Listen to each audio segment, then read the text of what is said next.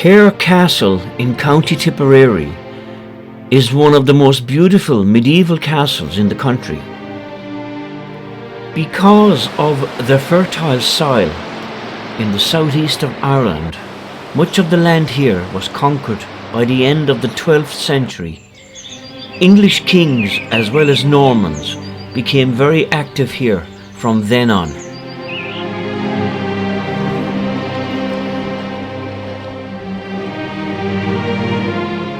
In 1192, King John granted this area of Ireland to Philip of Worcester, who started building a castle here in the early 13th century. He was succeeded by his nephew, William Worcester. The Worcesters married into the Birmingham family, who held the castle until 1375, when it was granted to James, 3rd Earl of Ormond, who was the head of the Butler family. The castle at Cahir, apart from a few short episodes, remained a Butler castle for the next 600 years. The Butler family arrived in Ireland in the latter half of the 12th century. Their original family name was Fitzwalter. Theobald Fitzwalter had been part of the early Norman invasion. He had grown up being fostered in the same household as Prince John and accompanied the prince on a trip to Ireland. Later, he married Strongbow's daughter, Isabel. Butler was an acquired family name, describing a title held by the head of the family in court, butler to the crown, hotelier in Norman French. This ritual role involved serving wine to the king after a coronation. It was a huge privilege in the court, and the role came with very attractive entitlements to duty payments of 10% on all wine imported to Ireland. This right was held by the family for over 300 years, until the English crown bought it back in the 1800s. The butler's coat of arms above the castle gate shows a crucifix on the top right, which relates to their Catholicism. 3 goblets relate to the role as butlers to the crown, and underneath you can see 3 Jerusalem crosses because another relation, Hubert Fitzwalter, took part in the Third Crusade in the 1190s before he became Bishop of Canterbury. Well, good morning, folks. I'm here in Cahir in County Tipperary and just about to begin stage 2 of St. Declan's Way. The route today will take me from Cahir to Ardfinnan and across into Goatenbridge, where today's second stage of St. Declan's Way will terminate.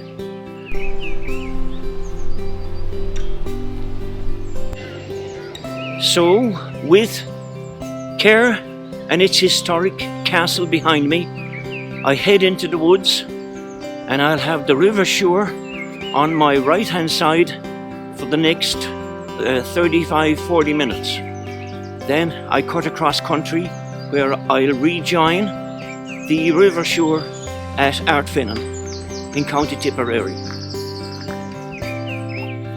Now, it's quite early in the morning. I begin stage 2 of St. Declan's Pilgrim Way. I have the track to myself. You can see the vegetation is beginning to green up. The bird life along this section is prolific, and this is a really lovely part to start, a lovely part of the track to start my second stage of St. Declan's Way. So I'll chat again later.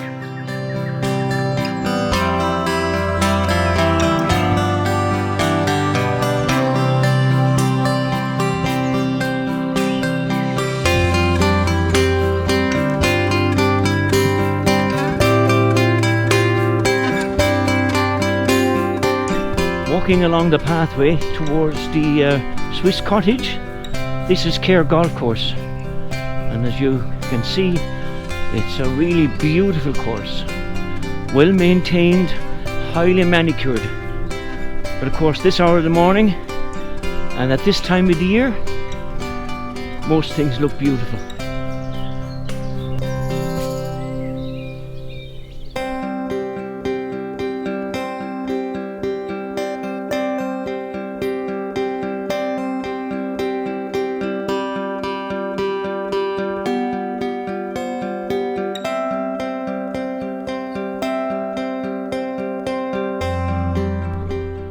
Before I commenced my walking journey this morning, I called into the hotel in Care in the square and had my passport, the St. Declan's Way passport, the second leg stamped for my journey.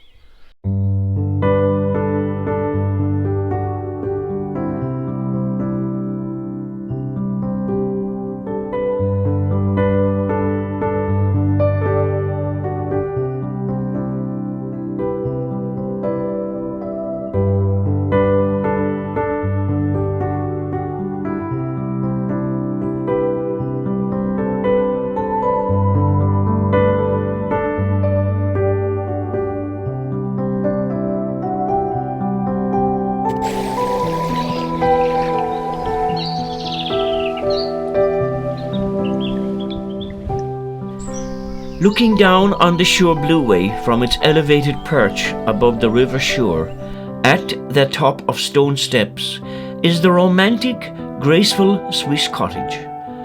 Built by Richard Butler, 1st Earl of Glengall, around 1810, this cottage ornate was part of the estate of Lord and Lady Care, and is well worth a visit. It was built to a design by John Nash, 1752 to 1835, one of Britain's foremost architects of the era, whose design also included Buckingham Palace. The Swiss cottage offers a picturesque view over the river, and in summer attracts migrant birds such as swallows, sand martins, house martins and swifts.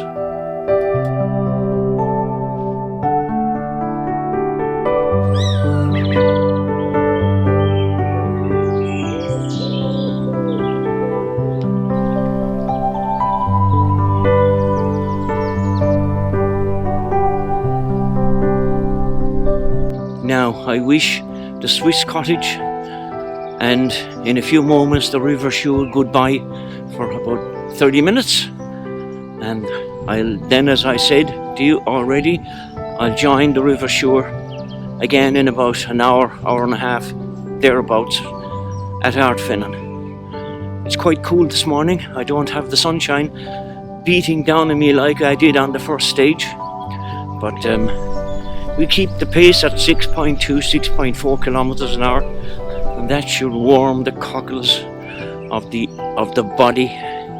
Now once again, I find myself in absolutely stunning countryside. The only fault this morning is I don't have beautiful sunshine over my head as I traverse the South Tipperary rural pasturelands. I still have the river shore to my right, and very shortly now I'll be bidding it farewell for a while. Walking along there by the river for the past 25 minutes, you can probably hear the sounds of nature. My God, this time of the day is winning the lotto material.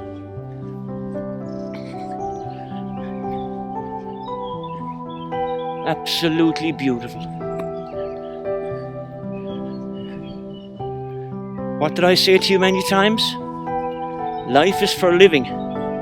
So I would suggest to you, live it. So now, this is where I bid farewell to the river shore for a while, because the track on stage 2 here, just after seeing another grey squirrel jumping off the wayward post out of camera, It's the second one in the past 5 minutes. The track now is deviating to the left, and we're heading into, as you can see the arrow is a different direction. I'm heading through into woodland and a rather rocky, isolated part of the track.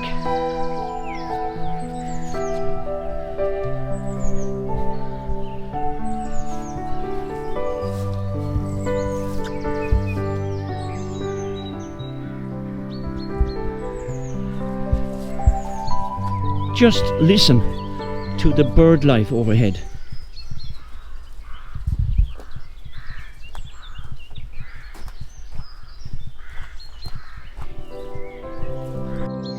The backpack is heavier this morning than the morning of my first stage.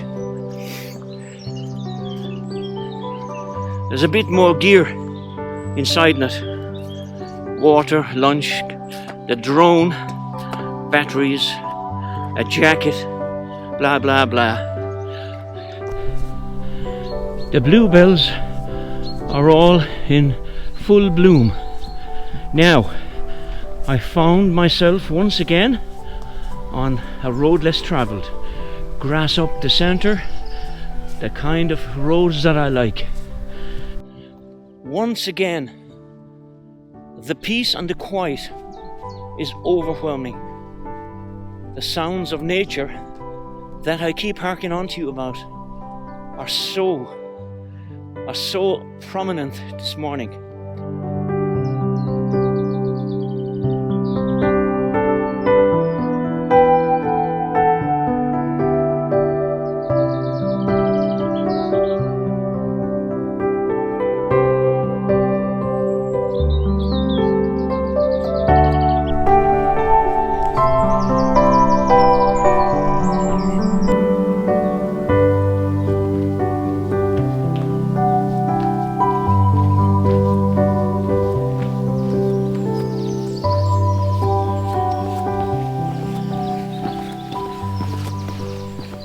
So far into stage 2, comparing the first one to the start of this one, the second, the countryside is more at peace, less traffic, less people, more wildlife, sounds of nature, and a solitary walker on his pilgrim path heading for Goatenbridge.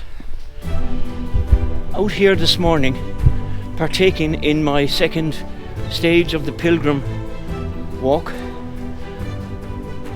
Like I said to you before in many videos, that walking is a therapy. For moi, it sure is. Any kind of walking when you're on your own and you're alone with your thoughts. But I think on a pilgrim walk like this, following in the footsteps of those gone long time before me, I feel that this is the ultimate good. This is the quiet and the nature and the freedom and the exercise that I so crave. So I would encourage anybody to, once again, for the past few years I've been telling you about walking, but I would encourage anybody out there looking at this to embrace walking. You don't have to be a long distance walker like I am. I cover huge distances per week. God knows what I do in a year. But walking is the ultimate for me. The ultimate. At last, 40 minutes into my second stage walk, a great big golden orb in the sky has appeared, and I forgot my glasses. But oh, thank you God, now I'm coming up a pretty steep hill here on roads less travelled, and I can tell you this would knock the cobwebs out of the old metabolism. It sure would.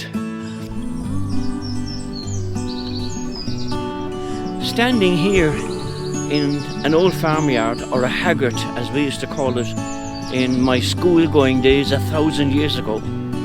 Right behind me is an old cottage with a corrugated iron roof. As I was passing, I said I better pop over a wall and a gate into a nettle infested yard. A place I suppose many years ago would have been a hive of activity. People milking cows, making hay, feeding chickens, rearing turkeys, rearing a family. Can you imagine the stories that this old homestead could tell were the walls able to speak? But it is still a home today for some creatures, and I'll show you. There are some birds' nests under the eaves, so it's still inhabited by creatures, though not humans.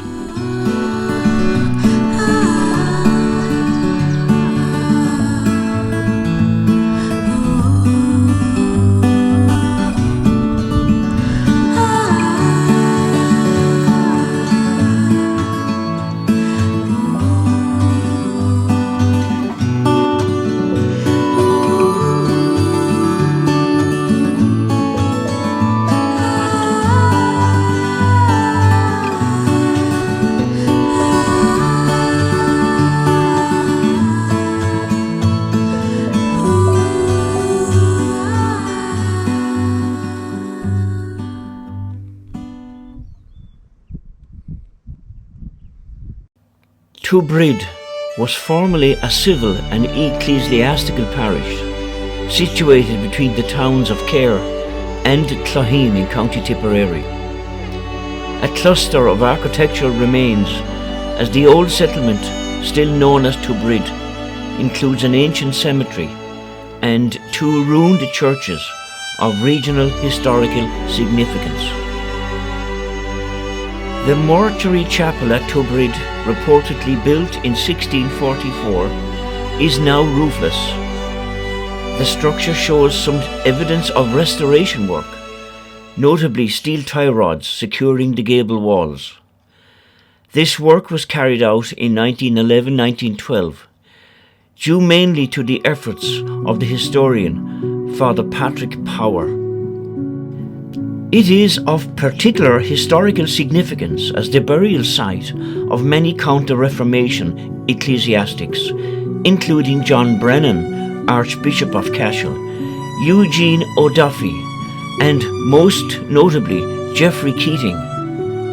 Over the entrance door to the chapel is a Latin inscription which translates into English: "Pray for the souls of Father Eugenius Doohy, Vicar of Tybrud, and of Geoffrey Keating, founders of this chapel, and also for all others, both priests and laity, whose bodies lie in the same chapel, in the year of our Lord, 1644. On the same site is the considerably larger 19th century Protestant church, also now roofless and in a deteriorating condition. Completed in 1820, it functioned as the place of worship for the local Church of Ireland community until 1919, when it was abandoned.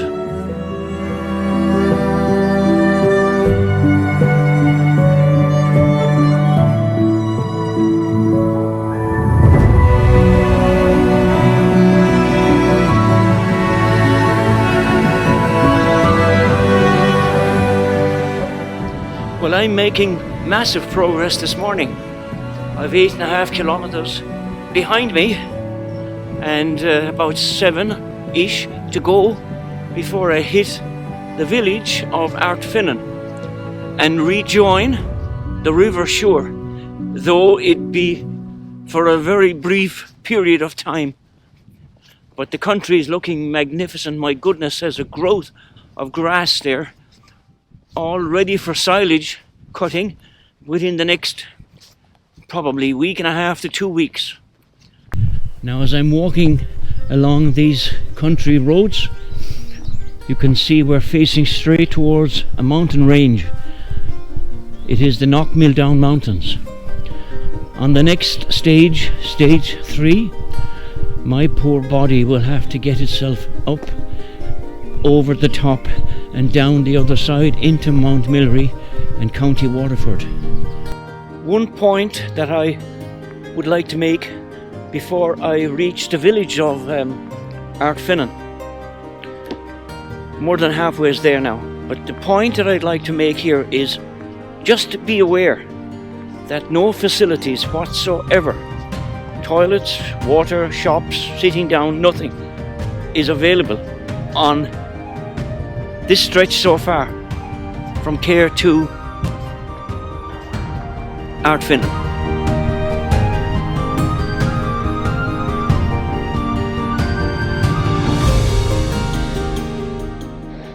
So once again, I have the River Suir in my sights. And I'm crossing over a contraflow bridge in Ardfinnan and heading into the village eventually, and then over the hills and into Goatenbridge.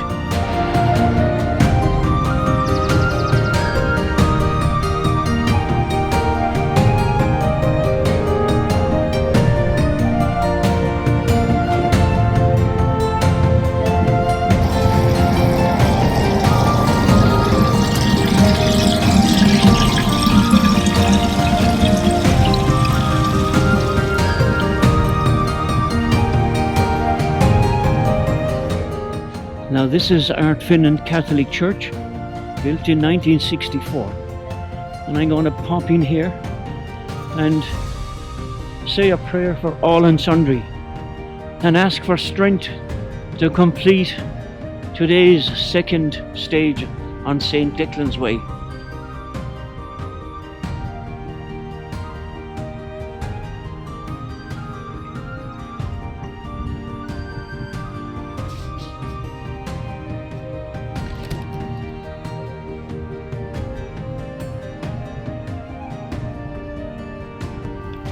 Ardfinnan Castle is the sister castle of Lismore Castle and was built in 1185 to guard the river crossing at Ardfinnan. It is situated on the River Suir, 7 miles west of Clonmel. The castle is currently privately owned and is not open to the public. The Anglo-Norman castle is positioned on a large rocky incline, and it looks out over the River Suir Valley, with the Knockmill Down Mountains to the south and the Galtee Mountains to the northwest.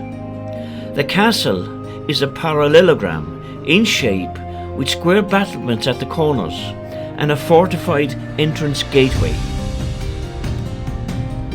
The castle was built in 1185 on the order of John of England, then Lord of Ireland, during his first expedition to Ireland. To guard the northern border of Waterford, John's father, Henry II of England, proposed Ardfinnan and Tybrochny on the River Suir, with Lismore on the Blackwater River, as key positions to erect castles.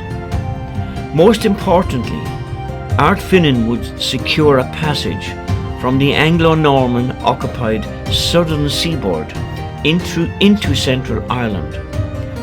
John arrived in Waterford in 1185, after which he soon granted the Cambro-Norman knight, Maurice the Prendergast, with the manor of Ardfinnan, in which he was tasked with the construction of Ardfinnan Castle and to defend it as its governor.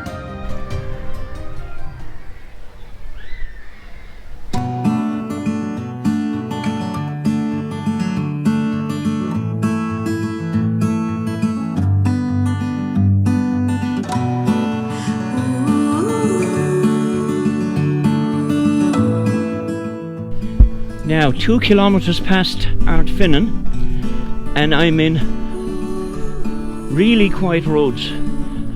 Grass up the centre, roads less travelled.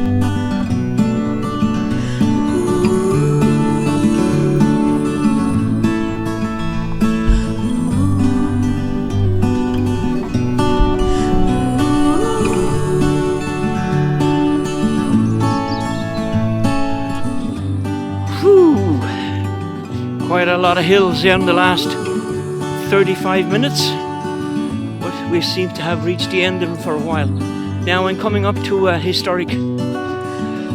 the historic points of interest,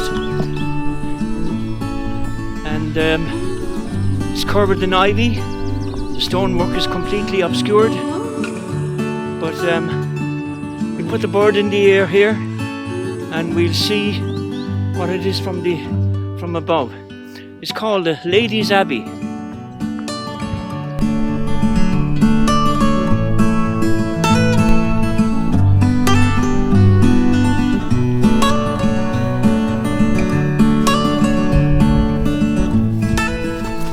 In the skeleton of this very old church at Ladies' Abbey, you can see people are buried. Now I guess this would be a privileged place to be buried.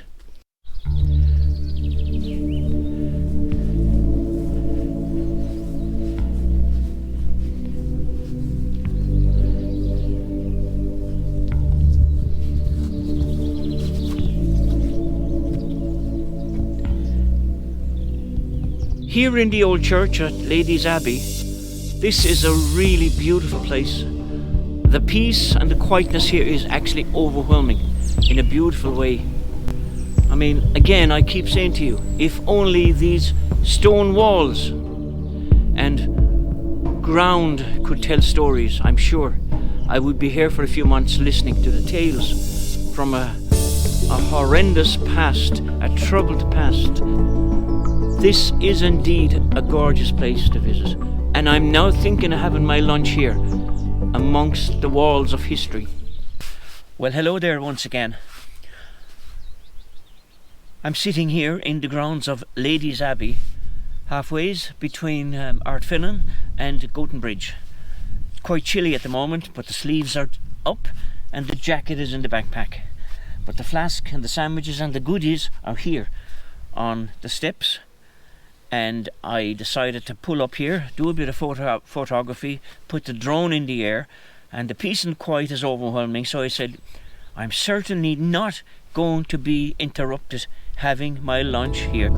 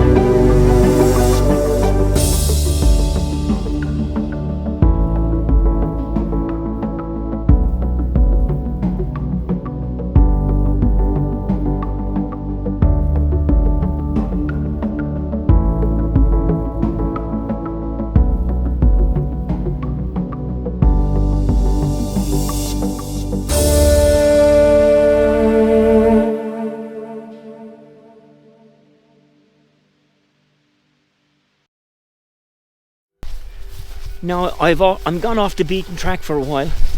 because these fields of rapeseed oil are, to me, are irresistible. My goodness, the aroma, it is just sumptuous. As I said earlier, perhaps we might be able to bottle it, but it is just absolutely stunning here. You've got to be careful with this yellow flower though, it gets on clothes and I'm not too sure, because it's an oil-based flour. It might not come off of clothes and boots and backpacks and so forth. So I've got to be careful, but I said I'd deviate across some fields from the chosen track, Pilgrim path, to show you this up close and personal.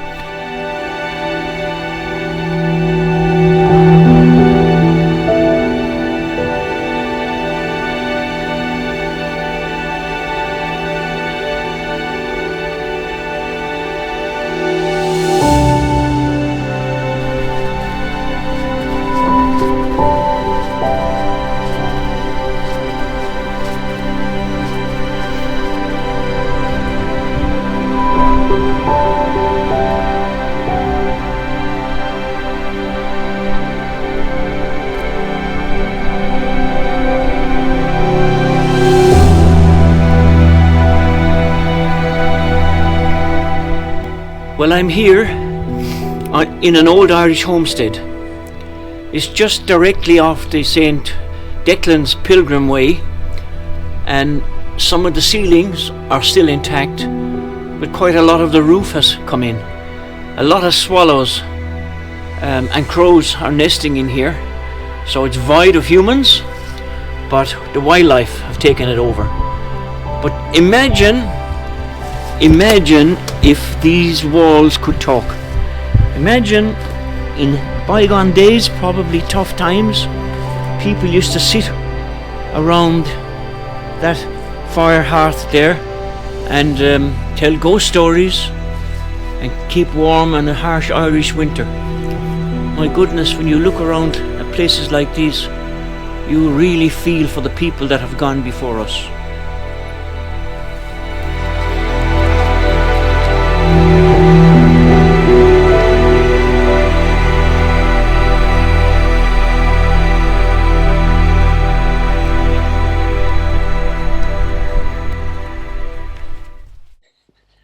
I'm now about 7 kilometers away from Goatenbridge.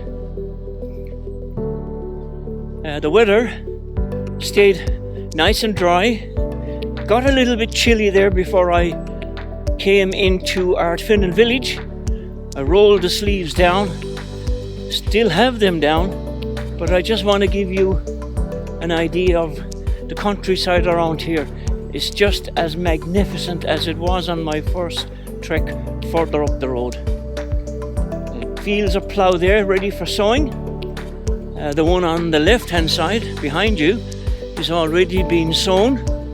This one is ploughed but not harrowed or seeded as yet by the looks of it. So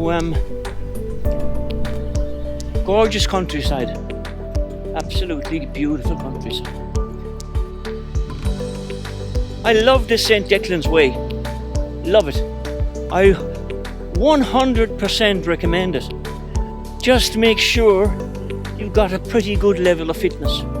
The distance is long and the hills can be a bit much, but don't forget, reiterating, no services, though you have one shop in Ardfinnan. If you begin the second leg from Care to Goatenbridge, but there are no services, so make sure you have a bit of lunch and a drink and a phone charged up and rain gear, and have an idea where you're going. Today's stage was like the first one, very enjoyable, thoroughly enjoyable, and I can recommend it. Just, they're long and there's a lot of distance. You wouldn't think so, but there is a lot of distance. But the weather has been awfully kind to me again today, so I'm very, very close now to Goatenbridge, and I'll say a few words before I conclude. So eventually my poor feet brought me here to Goatenbridge. This is the final leg of the second stage of the St. Declan's Pilgrim Way. Weather stayed very kind. It's actually become quite humid. So again, without any issues whatsoever, in gorgeous countryside, I loved the walk. I'll check the distance when I get down to the bridge, which is the official finishing point. This is just announcing the village of Goatenbridge. Finally, and at last, here I am at Goatenbridge.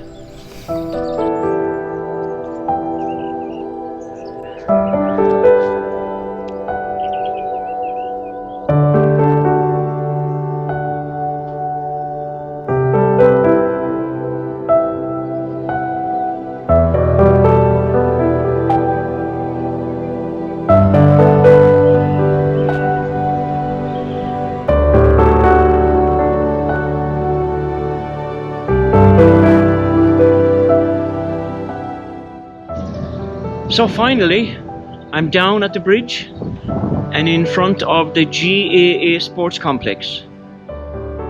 So that concludes today's stage of St. Declan's Pilgrim Way, stage 2. Thank you for hopping along with me and enjoying the walk. Chat again shortly. Bye bye.